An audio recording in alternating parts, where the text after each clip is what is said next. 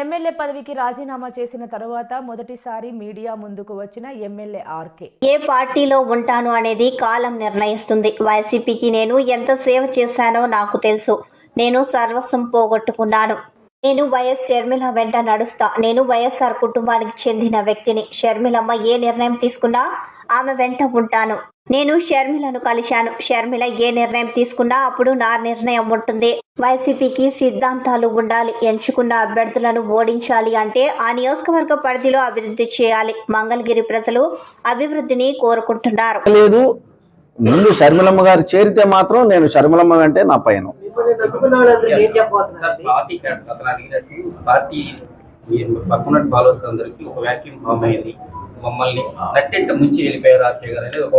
అది కరెక్ట్ కానే కాదు.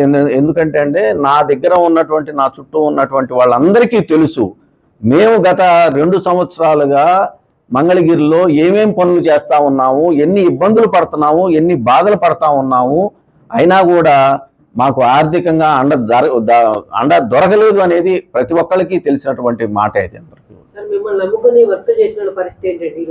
అదే చెబుతా ఉన్నానండి. నేను అవన్నీ ఎక్కడికి పోవండి, ఎందుకంటే బిల్లులు చేసినవి వాళ్ళకి ఉంటాయి. అయినా కూడా నేను సుమారు 8 నుంచి 7-8 కోట్లు, ఇంకా లెక్క కూడా చూసి 7-8 కోట్ల రూపాయలు నేను బయట నుంచి తీసుకొచ్చి వాళ్ళకి సర్దానండి. కాబట్టి వాళ్ళకి తెలుసు. కాబట్టి నేను ఏ విధంగా పనిచేశాను, ఎక్కడ పైసలు లంచం తీసుకోకుండా నేను నా సొంత డబ్బులు బయట నుంచి తీసుకొచ్చిన డబ్బులు వాళ్ళకి సర్దాను. కాబట్టి వాళ్ళు పాపం ఏం మాట్లాడకుండా అలానే ఉండిపోయారు. వాళ్ళు చేసిన ప్రతి ఒక్క పనికి కూడా రికార్డ్స్ ఉంటాయి. ఇవాళ కాకపోతే రేపైనా బిల్లులు వస్తాయి. లేదంటే కొంతమంది గతంలో పనిచేసుకొని బిల్లులు రాకపోతే గౌరవ న్యాయస్థానాలకు వెళ్ళి న్యాయస్థానం తీర్పుల నుంచి బిల్లులు తెచ్చుకున్నటువంటి పరిస్థితులు కూడా ఉన్నాయని చెప్పేసి నేను తెలియజేసుకుంటాను. ఇప్పటికి కూడా ఏమంటే ఏ రాజకీయ పార్టీకైనా కూడా న్యాయ నిర్ణేతలు ప్రజలండి. తెలుగుదేశం పార్టీ పనిచేయలేదు కాబట్టి తెలుగుదేశం పార్టీని ఆ రోజులు 2019లో ఇంటికి పంపించారు. 23 సీట్లకే పరిమితం చేశారు. కేవలం 3 పార్లమెంటు స్థానాలకే పరిమితం చేశారు. రేపొద్దున ఈ రాష్ట్ర ప్రజలు వైఎస్ఆర్ కాంగ్రెస్ పార్టీ పనిచేయలేదని అనుకుంటే ఖచ్చితంగా అదే పరిస్థితి తిరిగి వైఎస్ఆర్ కాంగ్రెస్ పార్టీకి రాదు అని చెప్పేసి ఎందుకు అనుకోకూడదండి? మీరేమో అభిప్రాయపడుతున్నారు? చెబుతాము మేము. నేను ఏదో ఒక పార్టీలో చేరిన రోజు నా అభిప్రాయాన్ని ఖచ్చితంగా నిక్కచ్చిగా చెబుతా, ధైర్యంగా చెబుతాను. జగన్మోహన్ రెడ్డి గారే సమాధానం చెప్పాలి. నేను అందుకే అన్నా, ఇందాకే అన్నా, నేను రాజకీయాల్లో నేను రాజశేఖర రెడ్డి గారి కుటుంబాన్ని వదిలిపెట్టను. నేను రాజశేఖర రెడ్డి గారి మనిషిని, రాజశేఖర రెడ్డి గారి భక్తుడిని, నేను రాజశేఖర రెడ్డి గారి అభిమానిని. నేను అంటే ఇప్పుడు మిమ్మల్ని భవిష్యత్తులో మంగళగిరి ప్రజలు ఎలా చూడబోతున్నారు? ఒక పార్టీ కార్యకర్తగా చూడబోతున్నారా, ఒక నాయకుడిగా? చూద్దామండి. ఎందుకంటే నేను ఇంకా ఏ పార్టీలో చేరలేదు అఫీషియల్గా. నేను చేరాలి అని అంటే షర్మిలమ్మ గారితోటి నా రాజకీయ భవిష్యత్తు ముడిపడి ఉంది.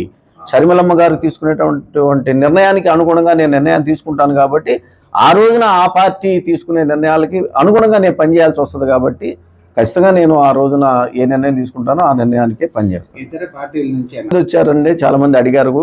అయినా కూడా నేను వాళ్ళు నన్ను అడిగిన దానికి నేను గౌరవప్రదంగానే చెప్పాను. నేను రాజశేఖర రెడ్డి గారి మనిషినండి, రాజశేఖర రెడ్డి గారి కుటుంబంతోనే ఉంటాను. షర్మిలమ్మ గారు ఏ నిర్ణయం తీసుకుంటే ఆ నిర్ణయానికి అనుగుణంగా నేను పనిచేస్తానని చెప్పాను. కేసులు ఎప్పుడు ఉంటాయండి, 100% కొనసాగిస్తాను. నేను చెప్పాను కదండి, తప్పు ఎవరు చేసినా తప్పే. ఓటుకు నోటు కేసులో చంద్రబాబు నాయుడు గారు రేవంత్ రెడ్డి గారి ద్వారా 5 కోట్ల రూపాయలకు అవసరం లేనటువంటి ఎమ్మెల్సీ ఎన్నికల్లో డబ్బులు ఇచ్చి పంపిస్తూ 50 లక్షల రూపాయలు అడ్వాన్స్ ఇచ్చి అడ్డంగా ఆడియో వీడియో టేపుల్లో దొరికినటువంటి పరిస్థితి ఈ ప్రపంచం చూసిందండి. అది ఖచ్చితంగా న్యాయస్థానాల్లో ఉంది. నేను ఎక్కడున్నా కూడా, నేను ఒకవేళ రాజకీయాల్లో రేపు లేకపోయినా కూడా ఆ కేసులు కొనసాగుతాయి. ఇన్నర్ రింగ్ రోడ్డు కేసులో కూడా ఇదే నియోజకవర్గంలో నేను ఎమ్మెల్యేగా ఉండగా చంద్రబాబు నాయుడు గారు తెలుగుదేశం పార్టీ అనేది ఆ రోజుల్లో ఆ ప్రభుత్వం తప్పులు చేసిందనేది నా అభియోగాలతోటి నేను గౌరవ న్యాయస్థానాలని నేను ఆశ్రయించాను. కాబట్టి ఆ కేసులకు సంబంధించి నేను ఎక్కడికి వెనక్కి పోను. ఆ కేసులు కంటిన్యూ అవుతాయి ఖచ్చితంగా.